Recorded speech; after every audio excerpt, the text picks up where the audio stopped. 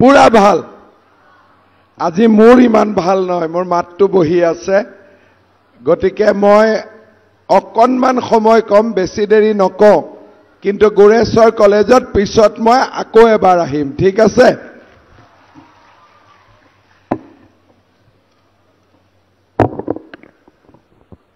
আমাৰ মাজত আজি উপস্থিত অসম চৰকাৰৰ সন্মানীয় মন্ত্ৰী শ্ৰী ইউজি ব্ৰহ্ম ডাঙৰীয়া সন্মানীয় বিধায়ক শ্ৰী ভৱেশ কলিতা ডাঙৰীয়া অসম প্ৰদেশ ভাৰতীয় জনতা পাৰ্টিৰ সভাপতি তথা দৰং ওদালগুৰি লোকসভা সমষ্টিৰ সন্মানীয় সাংসদ শ্ৰী দিলীপ শইকীয়া ডাঙৰীয়া গুৰেশ্বৰ মহাবিদ্যালয়ৰ অধ্যক্ষ ডক্টৰ প্ৰমোদ মেধি ডাঙৰীয়া জিলা আয়ুক্ত পংকজ চক্ৰৱৰ্তী ডাঙৰীয়া আমাৰ সোণালী জয়ন্তী উদযাপন সমিতিৰ সভাপতি কৰুণাকান্ত ডেকা ডাঙৰীয়া বড়ো সাহিত্য সভাৰ সভাপতি ডক্টৰ সুৰথ নাৰ্জাৰী ডাঙৰীয়া ৰাতুল শৰ্মা ডাঙৰীয়া পবিত্ৰ বড়ো ডাঙৰীয়া মহিধৰ বড়ো ডাঙৰীয়া উপস্থিত অধ্যাপক অধ্যাপিকাসকল মৰমৰ ছাত্ৰ ছাত্ৰী বন্ধু বান্ধৱীসকল উপস্থিত গুৰেশ্বৰৰ ৰাইজ আই মাতৃসকল যুৱক যুৱতী বন্ধু বান্ধৱীসকল গুৰেশ্বৰ মহাবিদ্যালয়ৰ সোণালী জয়ন্তী উদযাপনৰ সামৰণি অনুষ্ঠানত আপোনালোকৰ মাজত উপস্থিত থাকিবলৈ পাই মই অতিশয় আনন্দিত হৈছোঁ আজিৰ গৌৰৱময় দিনটোত মই মহাবিদ্যালয়খনৰ প্ৰতিষ্ঠাপক অধ্যক্ষ ডক্টৰ শৰৎ চন্দ্ৰ পাটোৱাৰীৰ লগতে মহাবিদ্যালয়খনৰ প্ৰতিষ্ঠাৰ সৈতে জড়িত বিশিষ্ট ব্যক্তিসকলৰ প্ৰতি গভীৰ শ্ৰদ্ধা নিবেদন কৰিছোঁ এই শুভ দিনটোত মহাবিদ্যালয়খনৰ বৰ্তমানৰ অধ্যক্ষ ডক্টৰ প্ৰমোদ মেধিৰ লগতে 5 দশকৰ দীঘলীয়া পৰিক্ৰমাত শিক্ষানুষ্ঠানখনৰ সৈতে জড়িত হোৱা প্ৰতিগৰাকী অধ্যাপক অধ্যাপিকা বৰ্তমান আৰু প্ৰাক্তন ছাত্ৰ ছাত্ৰী কৰ্মচাৰীৰ লগতে সমূহ গুৰেশ্বৰবাসীক আন্তৰিক অভিনন্দন জ্ঞাপন কৰিছোঁ আজিৰ পৰা 5 দশক পূৰ্বে এই অঞ্চলৰ উচ্চ শিক্ষাক পোহৰেৰে উজ্বলাই তুলিবলৈ অঞ্চলটোৰ বিদ্যা অনুৰাগীসকলে যি আশাসুদীয়া প্ৰচেষ্টা আৰম্ভ কৰিছিল তাৰ ফলত 1974 চনৰ 29 আগষ্ট তাৰিখে এই জ্ঞানৰ মন্দিৰটো গঢ় লৈ উঠিছিল প্ৰথমে উচ্চতৰ মাধ্যমিক পাঠ্যক্ৰম আৰু 1977-78 চনত স্নাতক পাঠ্যক্ৰম প্ৰৱৰ্তনৰ অনুমতি লাভ কৰা এই শিক্ষা প্ৰতিষ্ঠানখনে 1985 চনত চৰকাৰৰ অনুমোদন লাভ কৰে 2005 চনত মহাবিদ্যালয়খন প্ৰাদেশিকৰণ হয় সম্প্ৰতি কলা বাণিজ্য বিজ্ঞানৰ পাঠ্যক্ৰম আগবঢ়াই এক পূৰ্ণাংগ পৰ্যায়ৰ মহাবিদ্যালয় ৰূপত এই শিক্ষানুষ্ঠানখনে প্ৰতিষ্ঠাপকসকলৰ সপোন সাৰ্থক কৰি সমগ্ৰ বড়োলেণ্ড অঞ্চলৰ ভিতৰতে এখন অগ্ৰণী শিক্ষানুষ্ঠান ৰূপে উজ্বলি উঠিবলৈ সক্ষম হৈছে ভাৰতীয় পৰম্পৰাত শিক্ষা আৰু জ্ঞান চৰ্চাক অপৰিসীম গুৰুত্ব প্ৰদান কৰা হয় মুণ্ডক উপনিষদত কোৱা হৈছিল বিদ্যা হ'ল সাক্ষাৎ ঈশ্বৰ ভৰ্তৃহৰিয়ে তেওঁৰ নীতি শতকত কৈছিলে বিদ্যা মানুহৰ দৈহিক ৰূপতকৈও অধিক সুন্দৰ বিদ্যা গোপন ধন ই যশ আৰু সুখ দিয়ে। বিদ্যা সেইবাবে গুৰুৰো গুৰুৰ দৰে। মহাভাৰতৰ শান্তি পৰ্বত কোৱা হৈছিল, বিদ্যা তপস্যা আৰু যশ পাবলৈ অধ্যাৱসায়ৰ বিকল্প নাই। বিদ্যা আৰু জ্ঞান ইটো সিটোৰ পৰিপূৰক। এনেকৈ অতীজৰ পৰা আমাৰ দেশ ভাৰতবৰ্ষই শিক্ষা লাভ তথা জ্ঞান চৰ্চাৰ ওপৰত গুৰুত্ব প্ৰদান কৰি আহিছে। আজিও এই পৰম্পৰা আমাৰ বিদ্যালয় আৰু মহাবিদ্যালয়সমূহত অব্যাহত আছে। ৰাজ্যৰ শৈক্ষিক ক্ষেত্ৰখনত গোৰেশ্বৰ মহাবিদ্যালয়ে বিগত সময়ছোৱাত উৎকৃষ্ট মানৱ সম্পদ সৃষ্টিৰ কমাৰ্শাল হিচাপে নিজক গঢ়ি তুলিবলৈ সক্ষম হৈছে। এই দীৰ্ঘ পৰিক্ৰমাত বহু গুণী জ্ঞানী শিক্ষাগুৰুৱে জ্ঞান আৰু প্ৰজ্ঞাৰে মহাবিদ্যালয়খনক নতুন পোহৰেৰে জিলিকাই আহিছে। মহাবিদ্যালয়খনৰ বহু কেইগৰাকী প্ৰাক্তন শিক্ষাৰ্থীয়ে অসম মাতৃৰ গৌৰৱ বৃদ্ধি কৰিছে। এই মহাবিদ্যালয়ৰে প্ৰাক্তন ছাত্ৰ শ্ৰী বিশ্বজিৎ দৈমাৰীয়ে অসম বিধানসভাৰ অধ্যক্ষৰ দৰে গুৰুৰ দায়িত্ব আজি পালন কৰিছে। মহাবিদ্যালয়খনৰ বহু কেইগৰাকী প্ৰাক্তন শিক্ষাৰ্থীয়ে ৰাজ্যৰ বিভিন্ন মহাবিদ্যালয় বিশ্ববিদ্যালয়ত শিক্ষকতাৰ সন্মানীয় বৃত্তিত জড়িত হোৱাৰ লগতে অসমৰ কলা সংস্কৃতিকে ধৰি ন্যায়িক আৰু প্ৰশাসনিক ক্ষেত্ৰলৈও বৰঙণি যোগাইছে। এটা অঞ্চলৰ শৈক্ষিক দিশকে ধৰি আৰ্থ সামাজিক উত্তৰণত একোখন শিক্ষানুষ্ঠানে গুৰুত্বপূৰ্ণ ভূমিকা পালন কৰে। এখন শিক্ষানুষ্ঠান কেৱল অধ্যয়নৰ স্থলীয়ে নহয়, ই হৈছে সামাজিক উত্তৰণৰো মূল আধাৰ। গুৰু শিষ্যৰ মহামিলনৰ কেন্দ্ৰস্থল একোখন শিক্ষানুষ্ঠানে নিশ্চিতভাৱে একোখন সুস্থ সমাজ গঢ়ি তোলাত বৰঙণি আগবঢ়ায়। এখন শিক্ষা প্ৰতিষ্ঠানৰ বাবে 5টা দশক বৰ দীঘলীয়া সময় নহয় যদিও নিঃসন্দেহে এই সময়ছোৱা যথেষ্ট গুৰুত্বপূৰ্ণ। যোৱা সময়ছোৱাত গোৰেশ্বৰ মহাবিদ্যালয়ৰ শিক্ষাৰ্থীসকলৰ সফলতাই অঞ্চলটোৰ লগতে আমাৰ ৰাজ্যকো গৌৰৱান্বিত কৰিছে। মই আশা কৰোঁ যে পৰিৱৰ্তিত পৰিস্থিতিৰ লগত আগুৱাই গৈ গোৰেশ্বৰ মহাবিদ্যালয়ে আহিবলগীয়া দিনবোৰত আৰু অধিক সুপৰিকল্পিত পদক্ষেপেৰে আগবাঢ়ি যাব পাৰিব।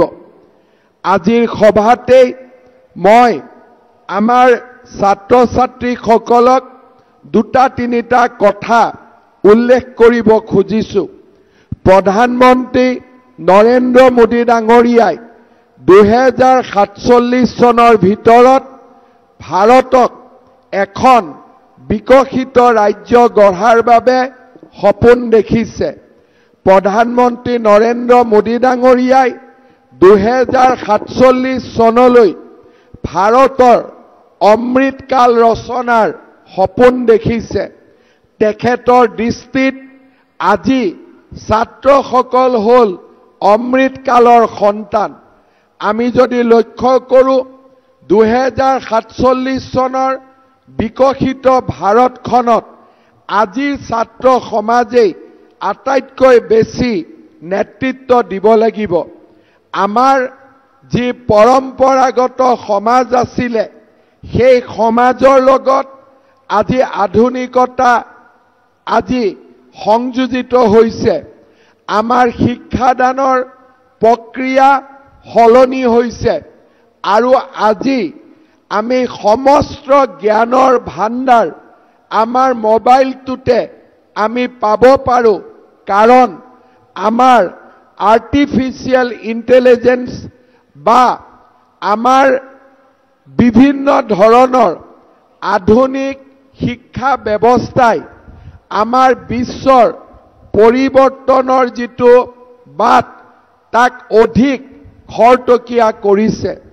আজিৰ পৰা 2 বছৰ আগতে মোৰ যদি এটা বেমাৰ হৈছিলে মই ডক্টৰৰ ওচৰত যাব লাগিছিলে। আজি যদি মোৰ বেমাৰ হৈছে ডক্টৰৰ ওচৰত যোৱাৰ আগতে মোৰ মোবাইলটোতে মোৰ কি চিম্পটম আছে সেই চিম্পটমখিনি মই লিখি দিলে প্ৰাৰম্ভিকভাৱে মোক মোৰ মোবাইলটোৱে জনাই দিব পাৰিব যে মোৰ বেমাৰ কি হ'ব পাৰে। মোৰ যদি ডাক্তৰে মোক এখন প্ৰেছক্ৰিপশ্যন দিছে সেই প্ৰেছক্ৰিপশ্যনখন মোৰ বেমাৰৰ লগত মিলে নে নিমিলে আৰ্টিফিচিয়েল ইণ্টেলিজেন্সৰ জৰিয়তে মই দুবাৰ পৰীক্ষা কৰিব পাৰোঁ। মোক যেতিয়া অধ্যাপক অধ্যাপিকাই মোৰ ক্লাছত ক্লাছ লৈ আছে তেখেতৰ কথাকেইটা শুনাৰ পিছত এই কথাখিনি কিমান সত্যৰ ওপৰত প্ৰতিষ্ঠিত মই 1 ছেকেণ্ডৰ ভিতৰতে মোৰ মোবাইলটোৰ পৰা মই পাব পাৰোঁ। আজি মোৰ সন্মুখৰ মিটিংখনত কিমান মানুহ বহি আছে মই হাতেদি গন্তি কৰিব নালাগে, মাত্ৰ ফটোখন লৈ মোৰ যদি মোবাইলটোত মই তাক পেষ্ট কৰি দিওঁ আৰু মই সুধো যে মোৰ মিটিংখনত কিমান মানুহ আছে মোবাইলটোৱে উত্তৰ দিব যে 2000 মানুহ আছে। তাত যদি মই সুধো 80 বছৰৰ ওপৰ কিমানজন আছে মোবাইলটোৱে 1 ছেকেণ্ডত উত্তৰ দিব 20 গৰাকী আছে। সৰু ল'ৰা ছোৱালী কিমান গৰাকী আছে মোবাইলটোৱে 1 মিনিটত উত্তৰ দিব যে 200 জন আছে। মোবাইলটোৱে উত্তৰ দিব চশমা পিন্ধি কিমান আছে চশমা নিপিন্ধি কিমান আছে।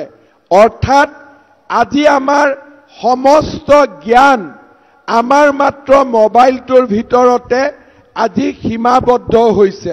অৰ্থাৎ টেকনলজিয়ে আমাৰ চিন্তাধাৰাতকৈও আগত গৈছে।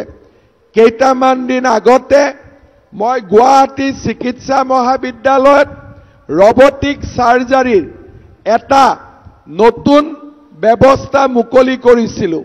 সিদিনাখন মই দেখা পাইছিলোঁ যে ডক্টৰজনে হাতত কেঁচি লৈ অপাৰেশ্যন কৰিব নালাগে, অপাৰেশ্যন এটা ৰবটে কৰিব, মাত্ৰ কম্পিউটাৰত বহি ডক্টৰজনে কামান দিব লাগিব। তেতিয়া মই ডক্টৰজনক সুধিছিলোঁ যে আজিতো আপুনি ৰুমত বহি কামান দি আছে, কেইদিনমান পিছত দিল্লীত বহিও আপুনি গুৱাহাটী মেডিকেলত অপাৰেশ্যন কৰিব পাৰিবনে নাই। তেতিয়া তেওঁ মোক কৈছিলে যে যদি 5G লাইনডাল ব্ৰেক হৈ নাযায় তেতিয়ালে আজিও গুৱাহাটী মেডিকেলত মই আমেৰিকাৰ পৰা বহিও অপাৰেশ্যন কৰিব পাৰিম। অৰ্থাৎ টেকনলজি আমাৰ আজি গোটেই জীৱনটোক আমাৰ সমস্ত জ্ঞান সমস্ত পৃথিৱীখনক আজি টেকনলজিয়ে এক প্ৰকাৰ গ্ৰাস কৰিছে। এতিয়া আমাৰ যদি ছাত্ৰ সমাজে কলেজত আমি পঢ়ো কিন্তু আমি যদি টেকনলজি বুজি নাপাওঁ তেতিয়াহ'লে নতুন সমাজত আমি নিজকে অচিনাকি অনুভৱ কৰিম। লাহে লাহে আজি আমাৰ গোটেই সমাজ ব্যৱস্থা artificial intelligence, augmented reality, machine learning, data analytics আজি বিভিন্ন ধৰণে আমাৰ সমাজখন পৰিৱৰ্তন হৈছে। মই গোৰেশ্বৰ মহাবিদ্যালয়ৰ ছাত্ৰ সমাজক আৰু অধ্যাপক অধ্যাপিকাসকলক অনুৰোধ জনাম যে আমাৰ ছাত্ৰ ছাত্ৰী আৰ্টছ পঢ়ক, কমাৰ্চ পঢ়ক, বিজ্ঞান পঢ়ক, আমি টেকনলজিৰ লগত পৰিচয় আমাৰ থাকিব লাগিব আৰু আধুনিক প্ৰযুক্তিৰ ওপৰ লগত যদি আমাৰ সম্পৰ্ক নাথাকে আমি যি কিতাপত পঢ়িম তাৰ বহুত ভ্যালু আমি অনাগত দিনত আমাৰ কৰ্মক্ষেত্ৰত আমি বিচাৰি নাপাবও পাৰোঁ।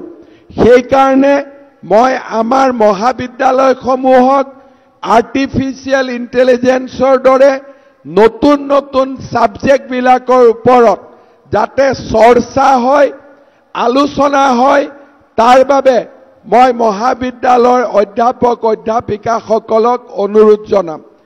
দ্বিতীয়তে আমাৰ আজিৰ দিনত আমি সকলোৱে দেখিছোঁ যে পৃথিৱীখন প্ৰতিযোগিতামূলক দিশলৈ গতি কৰিছে।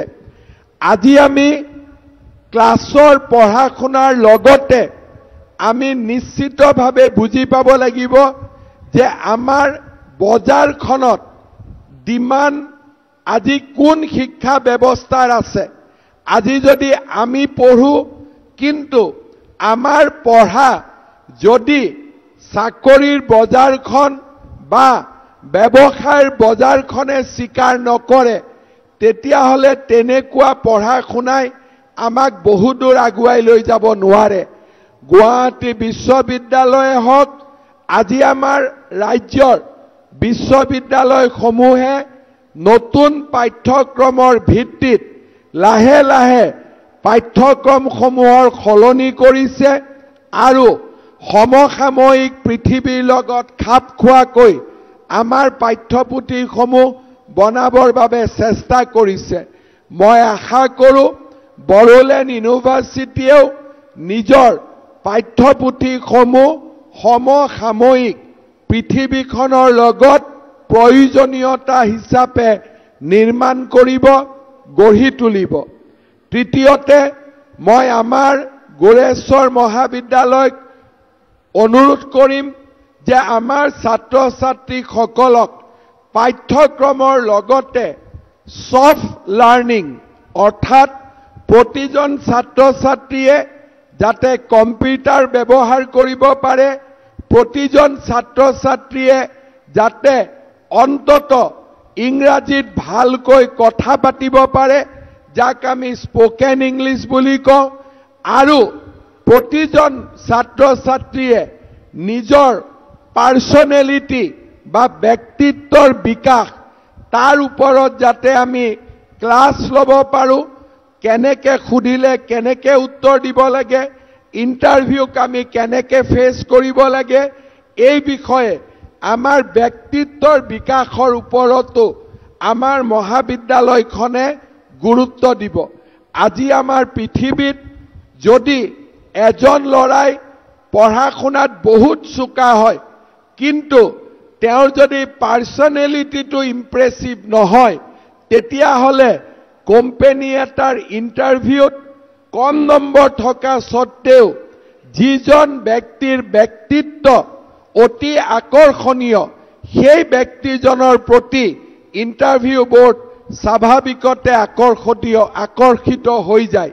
সেইকাৰণে মই আমাৰ মহাবিদ্যালয়ক স্পোকেন ইংলিছ, কম্পিউটাৰ লাৰ্ণিং আৰু ব্যক্তিত্বৰ বিকাশ এই তিনিওটা দিশৰ ওপৰত গুৰুত্ব দিবলৈ অনুৰোধ কৰিম।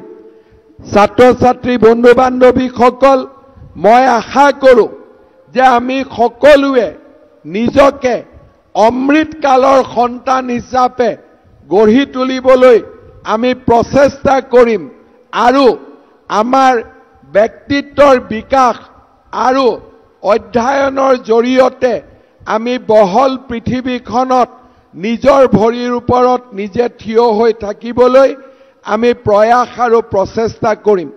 গোৰেশ্বৰ মহাবিদ্যালয়ে যেতিয়া মোক নিমন্ত্ৰণ কৰিব গৈছিল আৰু আজি ৰাতিপুৱাও বিটিআৰৰ মুৰব্বী প্ৰমোদ বড়ো ডাঙৰীয়া, MP দিলীপ শইকীয়া ডাঙৰীয়া, বিধায়ক ভৱেশ কলিতা ডাঙৰীয়াই মোক অনুৰোধ কৰিছিলে যে গোৰেশ্বৰ মহাবিদ্যালয়ত বিজ্ঞান শাখা এটা অনুমোদন দিব লাগে। মই আপোনালোকক গোৰেশ্বৰ মহাবিদ্যালয়ক সায়েন্স ষ্ট্ৰীম চৰকাৰীভাৱে মই দিয়াৰ প্ৰতিশ্ৰুতি আজি আপোনালোকৰ ওচৰত মই নিশ্চিতভাৱে দিছোঁ। এই বছৰৰ শেষৰ ফালে আপোনালোকৰ মহাবিদ্যালয়ত বিজ্ঞান শাখাৰ বাবে পদৰ অনুমোদন আমি নিশ্চিতভাৱে দিম। খালি এটাই কথা যে আজিকালি কাকো আমি ৰেগুলাৰাইজেশ্যন কৰিব নোৱাৰোঁ। পৰীক্ষামূলক প্ৰতিযোগিতামূলকভাৱে অধ্যাপক অধ্যাপিকাৰ আমি নিযুক্তি কৰিব লাগিব গোৰেশ্বৰত বহুদিনৰ মূৰত আহিছো দিলীপ শইকীয়া ডাঙৰীয়া মোক কৈছিলে যে আমাৰ ৰেলৱে লাইনৰ ওপৰত ফ্লাইঅভাৰ বনাব লাগে ভৱেশ কলিতা ডাঙৰীয়াই মোক বহুদিনৰ পৰা কৈছিলে ইতিমধ্যে ৰেলৱে বিভাগে গোৰেশ্বৰৰ ৰেল গেটৰ ওপৰত উৰণীয়া সেতু নিৰ্মাণৰ বাবে এনঅচি আমাক প্ৰদান কৰিছে সেয়েহে আমি খুব সোনকালে আপোনালোকৰ বাবে উৰণীয়া সেতু এখন নিৰ্মাণৰ ব্যৱস্থা হাতত ল'ম ইয়াৰ উপৰিও গোৰেশ্বৰৰ এটা খুব ইম্পৰ্টেণ্ট ৰাস্তা মহৰীচুকৰ পৰা বগামাটিলৈ সেই ৰাস্তাটো আমি অনুমোদন কৰিছো বৰ্তমান টেণ্ডাৰৰ পৰ্যায়ত আছে অহা অক্টোবৰ নৱেম্বৰৰ পৰা এই ৰাস্তাটো নিৰ্মাণৰ কাম আমি হাতত ল'ম ইয়াৰ পিছতো আজি গোৰেশ্বৰ কলেজত আহিছো ভৱিষ্যতে গোৰেশ্বৰত নিশ্চয় আকৌ আহিম ৰাইজৰ লগত কথা বতৰা পাতিম ৰাইজৰ সমস্যাসমূহ সমাধানৰ বাবে প্ৰচেষ্টা হাতত ল'ম আজি মই বহুত দীঘলীয়াকৈ ক'ব খোজা নাই পুনৰ এবাৰ গোৰেশ্বৰ মহাবিদ্যালয়ৰ পৰিয়ালটোক সোণালী জয়ন্তীৰ এই স্বৰ্ণময় দিনটোৰ বাবে অভিনন্দন জনাইছো যোৱা 50টা বছৰৰ অভিজ্ঞতাই অহা 50টা বছৰ আৰু অধিক সোণোৱালী কৰি তোলক তাকে কামনা কৰি মই মোৰ বক্তব্যৰ সামৰণি মাৰিছো ধন্যবাদ জয় হিন্দ বন্দে মাতৰম মুখ্যমন্ত্ৰী মহোদয়